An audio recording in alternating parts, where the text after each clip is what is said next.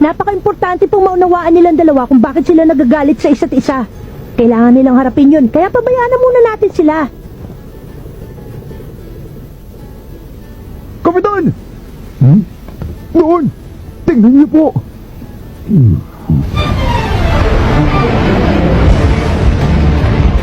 Kapag natangay ng higanting ipo-ipong yan ang barko natin, wala na tayong ligtas.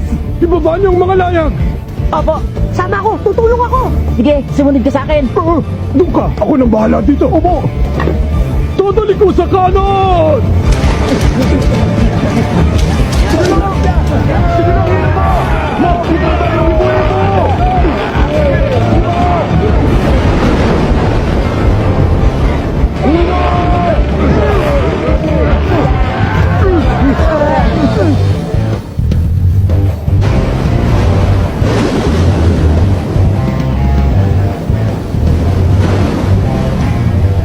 Bawiin mo yung sinabi mo sa akin kanina.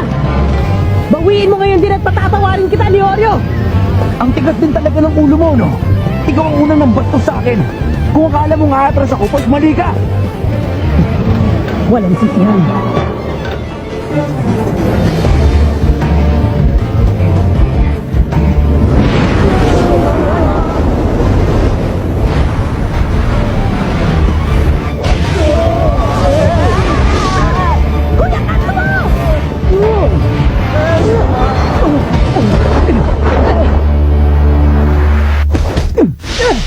Kainis!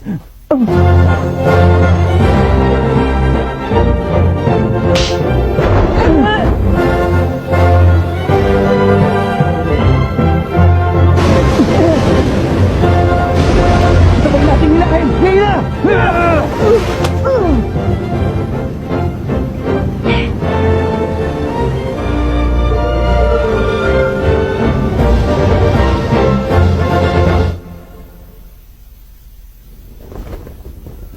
Baliw ka ba talaga? Mabuti na lang at nahuli namin ang mga paa mo. Kundi malamang sa tiyan ng pating ka namin pupulutin ngayon. Ikaw talaga, Gon. Mapanganib yung ginawa mo yun. Pero okay naman ang kinalabasan, di ba? Oo. Nahuli niyo ako. Sabay na sabay pa nga kayo eh. Oo nga, pero kahit na. Gon! Huh?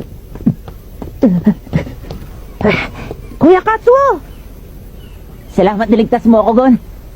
Utang ko sa iyo ang buhay ko. Oo, pero hindi ko nagawa yan na mag-isa. Niligtas na kita, pero niligtas naman nila tayo. Huh? Maraming salamat po sa inyo. Wala yun, no? Huwag ka nang magpasalamat. Wala yun. Ang totoo, masaya kami at ligtas ka. Oo nga po. Salamat po uli. Sige, balik na ako sa estasyon ko. Ano na naman? Inamin kong bastos yung ginawa ko. Pasensya ka na sa akin, ha, Mr. Leorio. Ha? Bigla nagbagong ihip ng hangin. Masyadong formal. Ang sagwa, ibalik mo na lang sa Leorio. Pasensya ka na rin sa ginawa ko. Binabawi ko na lahat ng masasamang sinabi ko tungkol sa'yo. Hindi ko naman sinasadya eh. Okay lang, kalimutan mo na yun.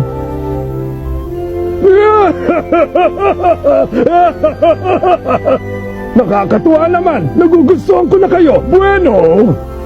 Relax lang kayo dyan at enjoy ng biyahe! Ako nang bahalang magdala sa inyo sa daungan na pinakamalapit sa lugar ng Hunter Exams! Talaga po?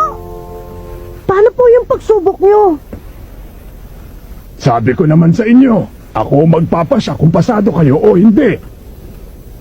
At para sa akin, pasado kayong tatlo!